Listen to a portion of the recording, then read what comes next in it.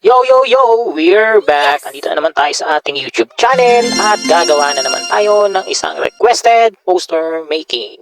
So, ayan, ang tema ng ating poster na gagawin ay matatag na edukasyon, matatag na karakter, kaakibat ng maayos na kinabukasan ng bawat Pilipino. So, ayan, siguro naman medyo nagigits nyo yung idea o yung tema ng poster, no? Medyo may kinalaman siya sa pangsariling konsepto about sa kung ano yung magiging opinion mo kung ano yung mga bagay na dapat gawin ng isang mag-aaral upang magkaroon siya ng mabuti at maayos na kinabukasan. So ayan, naka-refer din pala yung tema sa about sa Pilipino lang, no? Hindi siya obviously pang nationwide o yung pangkalahatan. So ayan, nakikita nyo sa ating poster, ayan, nag-undergo na tayo sa ating process na ang outlining.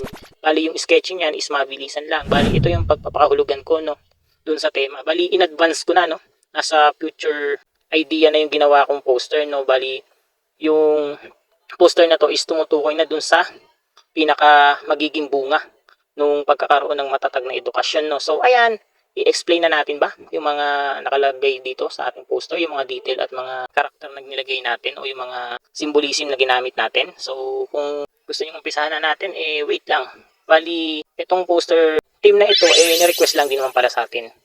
Bali nag-comment siya sa ating TikTok channel or TikTok account. Tapos syempre medyo natagalan tayo sa paggawa kasi nga syempre medyo busy tayo. Ngayon nagkaroon tayo ng oras. So ayan, ginawan na natin. By the way, bago natin bigyan ng pagpapahulugan yung mga symbolism na ginamit natin at bago natin umpisahan yung pagkukulay dito sa ating poster na ginagawa, kung hindi ka pa nakasubscribe sa ating channel, konting oras lang naman or konting segundo lang naman yan, subscribe mo na yung YouTube channel natin yan.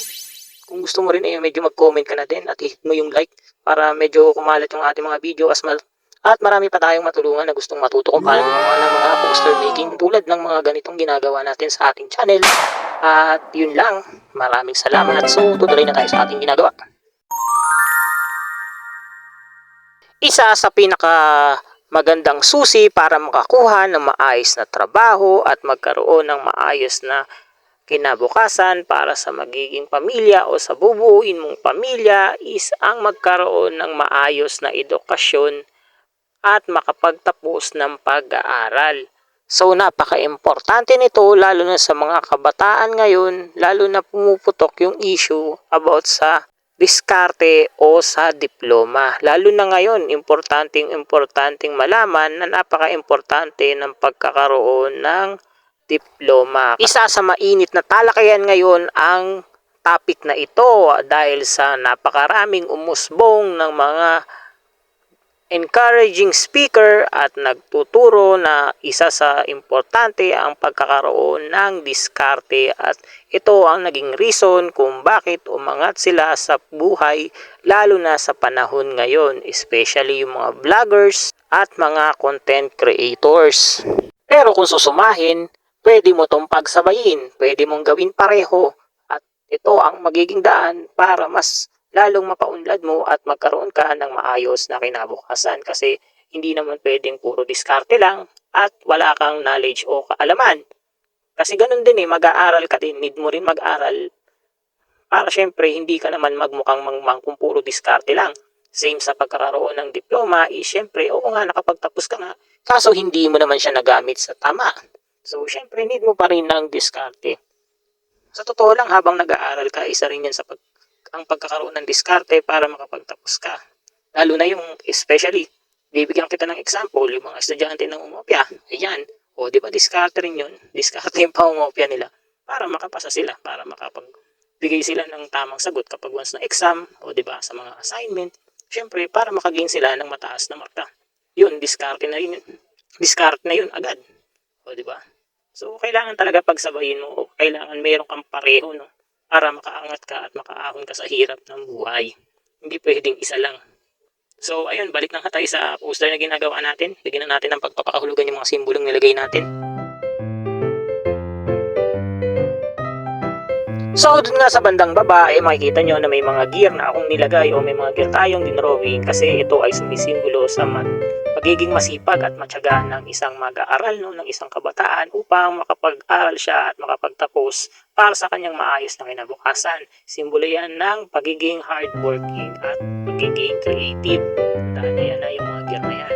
Tapos ngayon, makikita nyo na may tatlong arrow sign na tumuturo pataas na nagpapakahulugan ng growth and development. So ayan, kada isang araw may mga taong nakalagay sa bawat loob nito, nakalagay dyan. Kada isang tao na nakalagay sa araw na yan ay may pagpapakahulugan o may kanya-kanyang simbolismo. So sa unang araw dun sa baba, may nakalagay na taong nakatayo at kalmado lang. Sumisimbolo yan ng pagiging kalmado at pagkakaroon ng maayos na pag-iisip. Tapos sa pangalawang araw, yung bandang nasa gitna, meron namang tao na parang tumatakbo, no? So tumutukoy yan sa pagiging straightforward o creative na pag-iisip ng isang individual o ng isang estudyante. At sa pangatlo, meron tayong tao na may hawak na barbell. So ayan, tumutukoy yan sa pagkakaroon ng maayos na nutrisyon at malakas na pangangatawan ng isang estudyante. So ayan yung mga susi na dapat gawin ng isang estudyante upang makapag-aral siya ng maayos. So hindi ko na binigay yung iba, basta ito yung binigay kong pagpapakahulugan o simbolismo kasi ito yung makakatulong sa pagkakaroon ng maayos at produktibong mag-aaral. Sa bandang gitna nga ay may makikita tayong isang kabataan na nakasuot na ng toga. Sumisimbolo yan at nagpapatunay na ang mga estudyanteng merong maayos na pag-iisip, positibong pananaw at malusog na pangatawan may kakayahan na makapagtapos ng pag-aaral, no? So ayan, yun yung simbolismo ng tao o ng isang kabataang nakatoga. At alam naman natin na pangarap yan ng bawat estudyante, no? Lalo na dito sa ating bansa sa Pilipinas, napakalaking responsibilidad ang pagkakaroon o ang makagraduate sa paaralan. Napaka-importante niyan, no? Lalo na dito.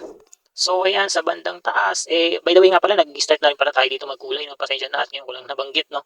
Nagsisimula na tayo ng pagkukulay. So bandang taas, makikita nyo naman na may mga buildings na tumutukoy sa mga trabaho o oportunidad na makukuha kapag once na nakatapos ka na ng pag-aaral. Siyempre, magandang oportunidad na yan, Tapos siyempre, hindi mawawala yung flag ng Pilipinas dyan. Andun sa bandang taas na nakikita nyo. Kasi nga, siyempre, yung concept po, yung topic na ng poster nito is about sa, tumutukoy lang pala sa Pilipinas. So ayan, makikita naman yung araw, no? By the way, yung araw pala yan, hindi totally araw yung ginawa ko dyan, no? Mamaya makikita nyo sa pagkukulay, no? Tapos kada races, merong nakalagay na mga simbolismo tulad nung arrow sign na pataas nga, yun nga, yung bumbilya, yung peso sign, tapos yung puso, tapos yung dollar sign, at saka yung continuous, so yung infinity na symbol. Tapos meron din pala doon may nakalagay na na wifi, ayun nga, wifi signal, no? So yung sign ng wifi, no? Tumutukoy yan sa technology. Siyempre, di ba, napaka-importante na ngayon ng mga signals, lalo na kapag once na techie or gumagamit ka ng mga gadgets, no? Isa rin yan sa susi sa pagkakaroon o pag-unlad ng ating bansa.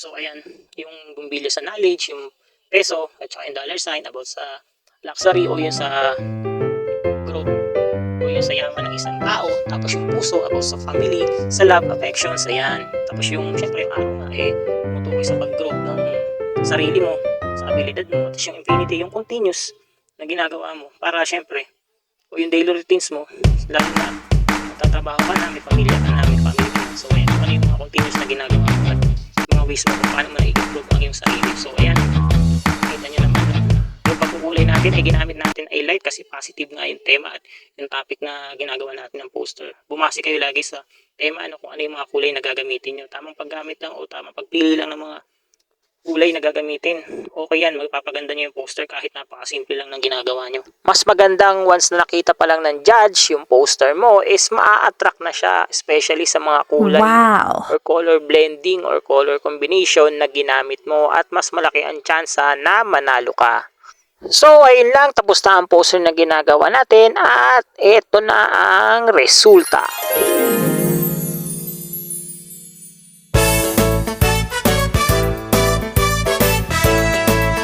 At ayun na nga, kung umabot ka nga sa part ng video na to, i-subscribe mo naman ang channel natin dyan. Click mo lang ang subscribe button, i-hit mo yung like at notification bell para mas marami pa tayo matulungan na gustong matutong gumawa ng poster content. Maraming salamat sa panonood.